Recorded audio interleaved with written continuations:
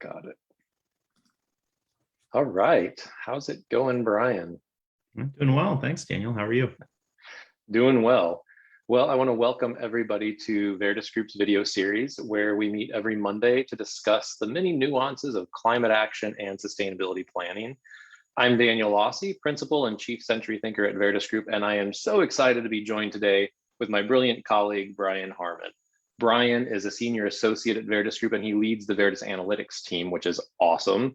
He has a lot of work with sustainability in zoos and aquariums, including he's wrapping up the sustainability master plan for the Seattle Aquarium. He leads our sustainability acceleration efforts with the Omaha Henry Dorley Zoo and Aquarium, and is leading a project with the Houston Zoo. He and I both attended last week the Association of Zoos and Aquariums annual conference, and we want to share a few key takeaways from our perspective of sustainability and climate action. So let's dive in. So Brian, the thing that I'm interested to kind of kick us off is just, why do you even love working with zoos and aquariums to accelerate climate action? I know you've got an extensive background in natural resource planning. You've spent a lot of your life outdoors and connecting with nature, both personally and professionally. So what is it that you love most about working with zoos and aquariums around accelerating climate action? Thanks, Daniel. Yeah, I think you're hitting the nail on the head there.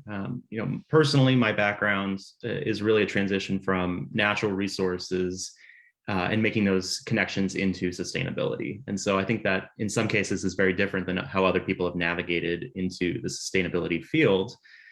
And when I think about zoos and aquariums, I think that in many cases, they're on a fairly similar path to the one I took. So looking at it personally, it's really exciting for me to watch them as they transition from thinking about conservation as field work and what's happening in their doors to thinking about it a little bit more broadly in terms of making those connections with sustainability. And so every time we talk with our zoo and aquarium clients, but also when we go to a conference like this, it's really exciting for me to listen to that transition as it's occurring. And I think it was very evident to me, at least at this conference, to see those connections being made.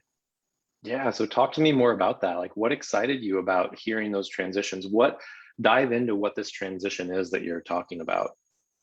Right. So I think the initial stage, right, is zoos and aquariums have been changing or evolving for a long period of time, right? And at the beginning, it was really about the animals and the welfare and well-being of the animals within the doors, and that's always going to be the case. Obviously, that's where a lot of passion and interest and care has to go. But I think at the same time, we can hold that and also expand on it. And so I think we've seen that evolve from what's happening in our doors to, at this point, AZA is really investing very heavily, both in time and financially, in terms of the field conservation efforts that they're doing outside of the doors, right? Taking care of animals and habitats across the world rather than within the zoo and aquarium. And I think we're now seeing that next step starting to occur, which is the acknowledgement that the practices, not just of zoos and aquariums, but of our society, plays a major role in the welfare and well-being of the animals, primarily outside of the doors. And so when we start to see that transition of zoos and aquariums thinking about not just climate change as a whole and as a risk to animal populations, but the other sort of the side effects of that, right? What are we doing as an institution to impact our emissions? What are we diverting away from the landfill? How are we managing other resources wisely? I think that's starting to really play into that overall concept of conservation. Love that. For me, it reminds me of the quote, I think it was John Muir, who said, if you pick anything out from the universe, you find it's connected to everything else. And as the zoo and aquarium world evolves and conservation thinking evolves to understand all those connections and the ripple effects of what we do here. I mean, if you think about it, we are in the sixth mass extinction of the history of Earth. Some of the major causes of that extinction are human activity. We are on target to hit 1.5 degrees Celsius of climate change warming by 2050. The IPCC report that came out last month just said unequivocally climate change is caused by humans. Climate change is driving extinction, it's driving habitat loss, it's driving some of the things that conservation is working to remedy. And so last week at the conference, there was a lot of conversation around how do we even prioritize which species we can save? They only have limited budgets, limited time, limited resources. And as we think about the conservation of species within the zoo and aquarium facilities and their species survival plans and their SAFE program, it only makes sense to me that don't just work on the acute issue of saving a species from extinction, but let's work on the cause, which is our actions in the world. As you mentioned, what are we generating? What resources are we consuming? What are the inputs into our organization and what are the outputs? And how ultimately can we get these to become more regenerative instead of degenerative, where we're consuming and degrading the environment? And then the other thing I love about zoos and aquariums, working with them for over a decade in this world, is they are more trusted than almost any other institution in the community, more trusted than local business, more trusted than the news media. In some communities, they're more trusted than the university. And so for them to be able to say, you come to our zoo, our aquarium, because you love animals and you love seeing things that might be entertainment for the guests, in some cases, a way to spend a family afternoon together on the weekend. But fundamentally, what we do as people in our community, in our businesses, matters to the survival of these animals. So I'm excited to also see, I saw that same shift of moving from that more traditional field conservation to realizing that we are connected to everything, and that let's work both on the acute problem of extinction, racing extinction, and more the cause of it, which is our behaviors. So is there anything in particular you heard, an example of a zoo or aquarium doing something that's really exciting to you in this new shift toward broader conservation, more interconnected conservation?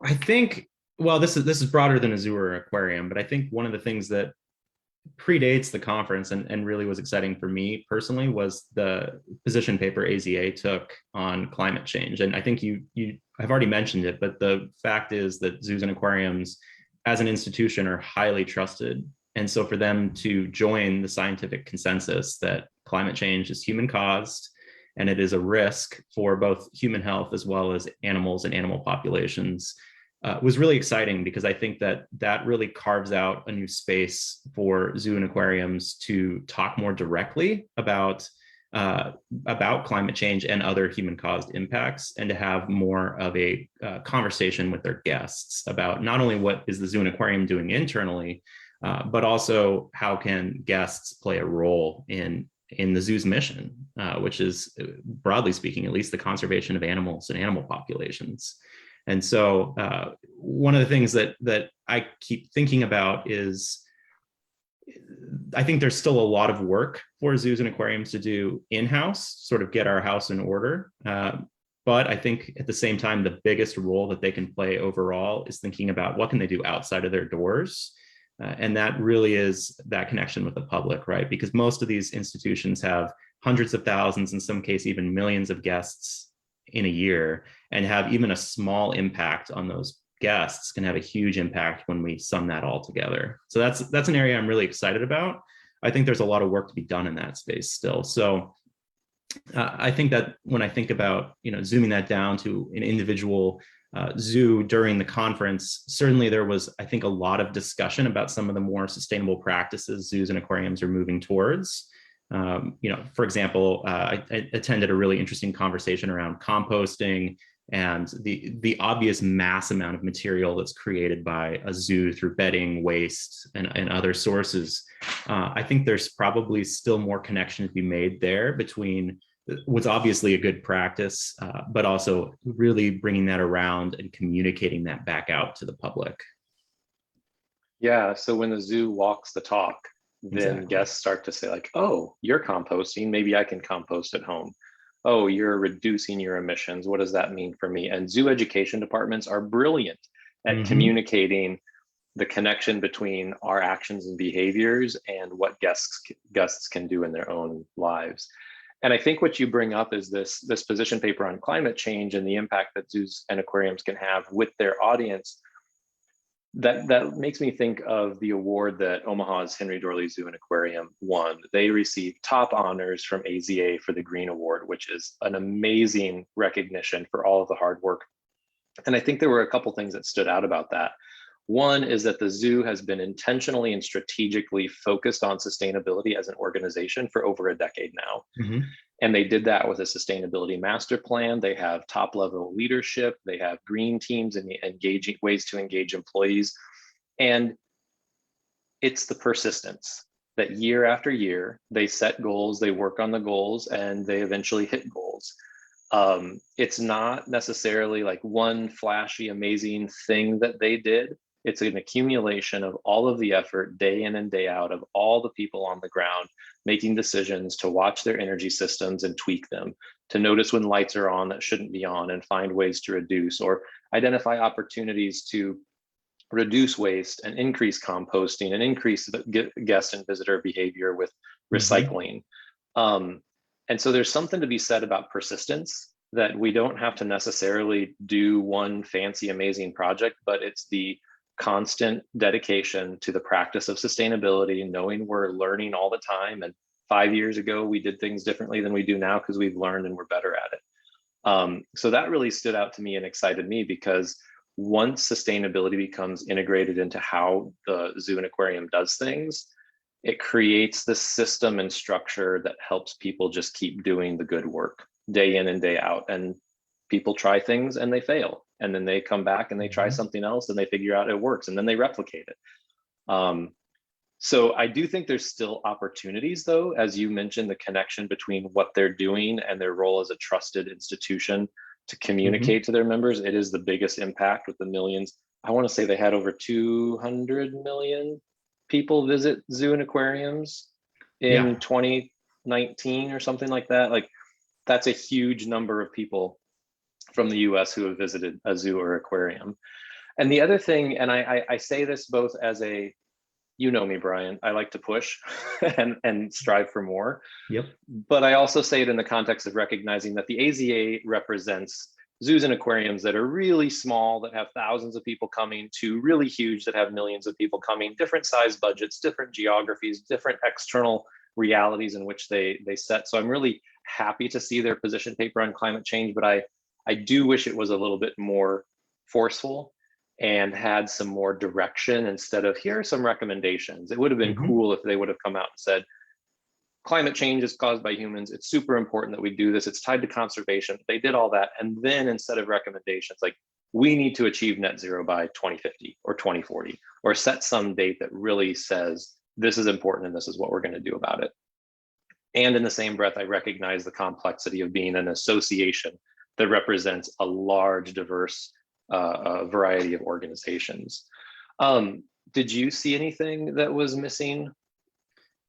Yeah, well, I completely agree with that, especially the last part there, Daniel. To borrow a little bit of language about tree planting, right? The best time to have done a greenhouse gas inventory and plan for the future was 15 years ago. The next best time is now. And I think that paper is really foundational to getting AZA aligned and moving in the right direction. And I think that the next step is really, is your house in order?